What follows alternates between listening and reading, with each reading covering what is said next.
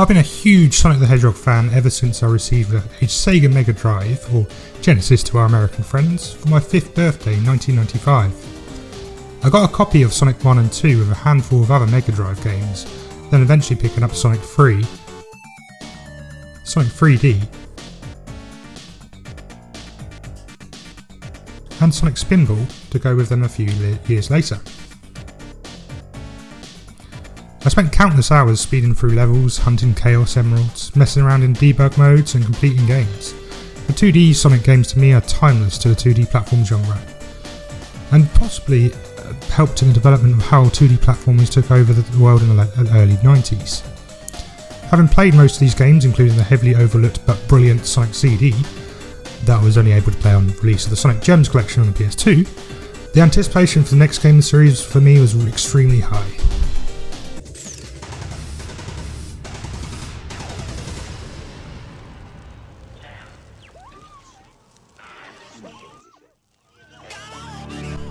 When the 3D era of the world arrived with the likes of the Sega Saturn, Nintendo 64, Dreamcast and PlayStation, all showing significant developments into 3D engines, games like Sonic the Hedgehog hit a hard wall on what Sonic could do. Though there are excellent 3D Sonic games out there, with Sonic Adventure 2 possibly being the game that dragged me back into loving the series, with the eventual release on the GameCube after the demise of the Sega Dreamcast, followed shortly by its predecessor Sonic Adventure a few years later. Sonic has weirdly never seemed quite right in 3D, with the less said about the Werehog or 06 the better.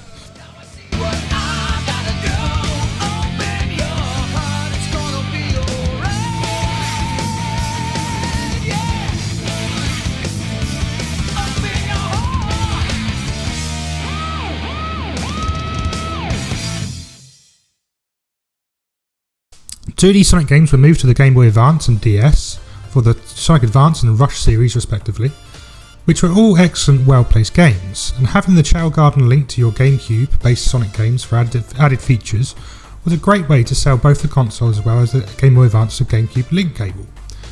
The games sold well, but in a niche area on one console, whereas the 3D games, such as Sonic Heroes, was literally being released on every console, PC and kitchen sink you could find. Other than a few re-releases of the previous games on Steam, PlayStation, GameCube and the DS, we were at a hiatus point for the new 2D Sonic games, with it being 5 years between the release of Sonic Rush Adventure in 2005 until Sonic 4, Episode 1 and 2 was announced for 2010.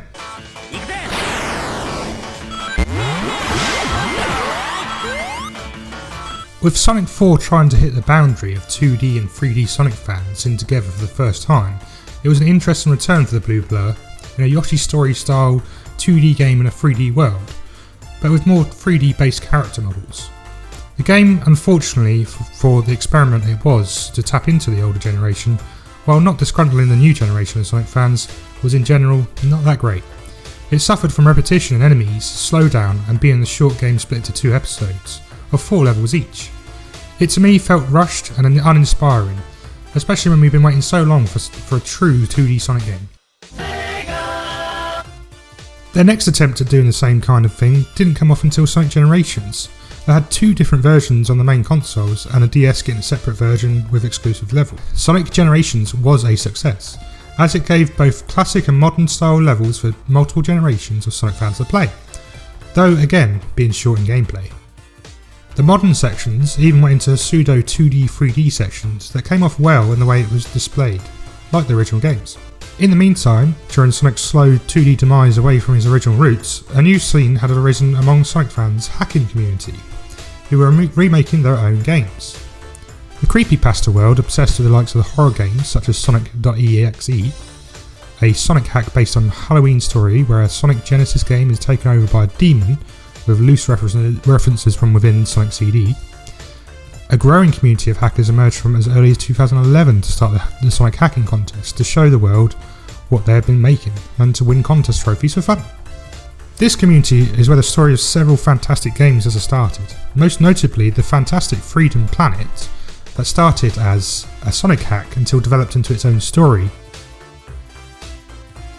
and even more notably Sonic Mania. Christian Whitehead, the developer of Sonic Mania, had been working on several different Sonic hacks for many years for the contest, developing his ideas and sending them to Sega. Sega were impressed, given Whitehead's team the opportunity to attempt a port of Sonic CD to Steam and mobile devices for the first time. Sonic CD's original game code had been lost to time and needed work to get the game to work back on the PC. Whitehead's team have achieved this, with the game version being noticeable as a brilliant port of the original, featuring the original music scores for the Japanese and American versions, and including Tails as a playable character for the first time. The team were given the Sonic Hedgehog 2 mobile port to work on. This version was significant for including a playable version of the Hidden Palace Zone, an originally unused level in Sonic 2 that was playable by hacking the game, but never fully completable. The level was moved to Sonic 3 and Knuckles in a completely different level.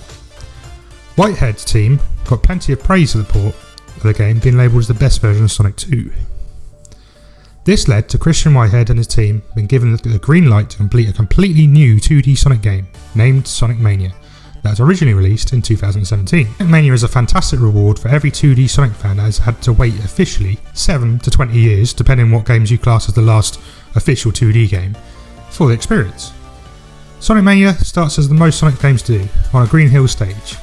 This game is interesting, however, as not only does it use the original assets from the original games, with Act 1 of Green Hill and Sonic Mania as an example being a mixture of Act 1, 2 and 3 from the original Sonic the Hedgehog game, but it also has a lot of its own ideas added in, with new loops and extra sections or enemies added for unique challenges. The main game features 12 levels with 2 acts on each level. These levels are huge when compared to the original 16-bit games. Spoilers ahead in this list, but most levels and bonus stages are in reference to previous games.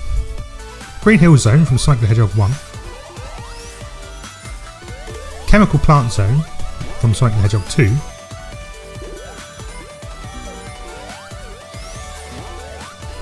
Flying Battery Zone from Sonic and Knuckles and Sonic 3 and Knuckles, depending on what you want to call it, Stardust Speedway from Sonic CD,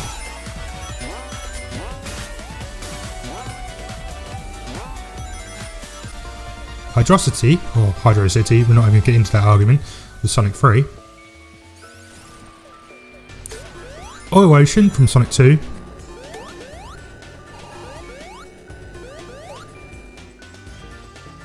Lava Reef from Sonic and Knuckles, from Sonic 3 and Knuckles, Metallic Madness, a mix between Sonic CD and Sonic 1's boss stages,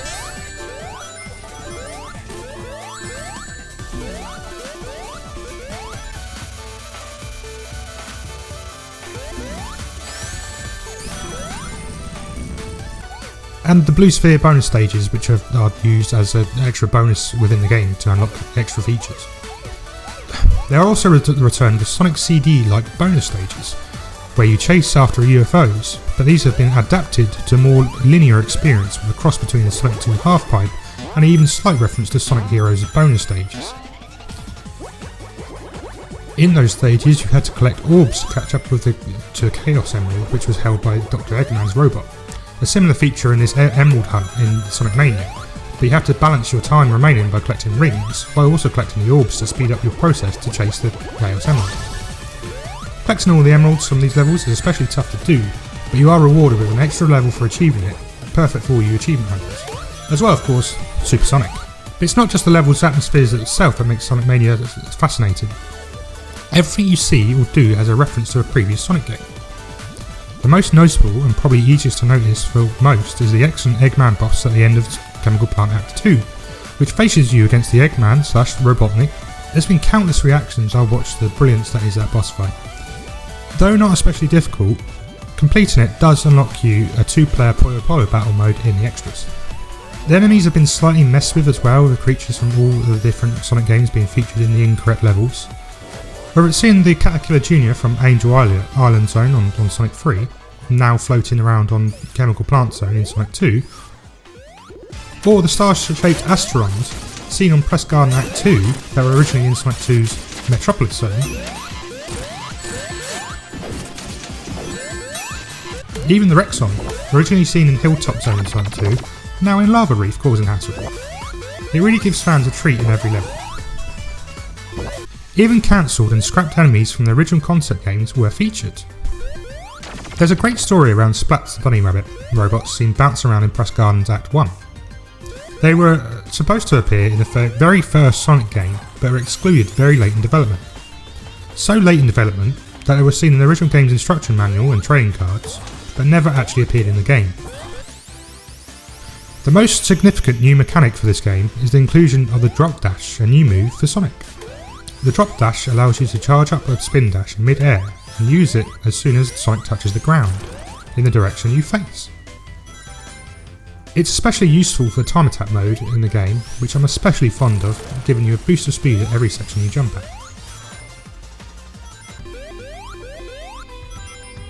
There's huge mentions to others from the hacker community as well, with the inclusion of the Heavy Rider Motorbug boss fight in Lava Reef Act 2, being referenced to the former Sonic Retro community member Polygon Jim, a member who sadly passed away after a car accident in 2013, who famously made a motorbug in Sonic 1 hack that replaced Sonic with a playable motorbug. The majority of the game's music was produced by T-Lopes, and Hyper Potions made the trailer music. Both well known for their Sonic remixes, made available on YouTube and other sites, it really adds to the atmosphere within the game, using original music but in more original made mixes. A year after the game's release, we were given the DLC, which featured 2 characters from the original Sega Sonic arcade cabinets from 1993. These characters are Ray, a yellow flying squirrel that works like Mario's cape in Super Mario World, making areas previously inaccessible now potentially available. He only originally featured in the cabinet game and was never seen in any other games, except for a few cameo posters in Sonic Generations. Mighty the Armadillo, the other character who was added, has a drop attack that opens up floors below in similar ways that Knuckles opens up areas vertically, just for him. Mighty hadn't been seen since Knuckle Chaotix on the Sega 32X, an add-on for the Sega Mega Drive or Genesis. They both add unique new ways to play the game. Also included in the Plus update are a completely different menu screen showing the playable characters and unique looking cutscenes, which is visually more pleasing than the original add-on, but also a whole new game mode in Encore mode.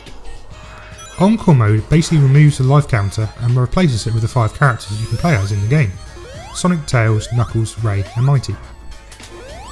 When you lose a life, you lose a character, and have to find a new character container box to be able to select that character. You can control 2 characters at once, like Tails, following Sonic in the original games, depending on who you choose as your first selections and who you pick up and lose. Of the 2, you press the Y button to switch character at any moment. Find a Knuckles only section? Well, switch to Knuckles. Need to go up to the stage where Sonic can't reach? Try using Ray or Tails. It offers a slightly different gameplay experience to the original game, as well as a few stages overlay changes and bonus rings moved to different locations. The final add-on is a 4-player mode, though it is only available in local play, which unfortunately is disappointing. The game truly is a game for any huge Sonic fan, or platformer fan, to indulge in. But even if you aren't a fan, it's still worth picking up and giving it a go in my opinion. The only real problems with Sonic Mania, which I've listened to from others, is that there are too many auto-running parts to the game, where you're not in control of anything. But though I agree with that point, I feel there is still so much on offer here, that it still gives you enough enjoyment of the game. Pros. Excellent for fans of any previous Sonic game, especially 2D. Packed full of Easter eggs, visually stunning, fast-paced gameplay, and the music is the highest quality. Cons. Too many autoplay sections, 4-player mode is only local play, and some sections may be confusing to new players, and also some levels are slightly too long. A very strong 4 stars. Do you agree with me on my review of Sonic Mania? Well, get in touch. I'm at Gorny7789 on Twitter, or you can message us on the Nintendo Village Twitter, or come and join us on the Discord, where we regularly talked about games and reviews that we've done. For now, thanks very much for watching, and I'll catch you all very soon. Bye bye.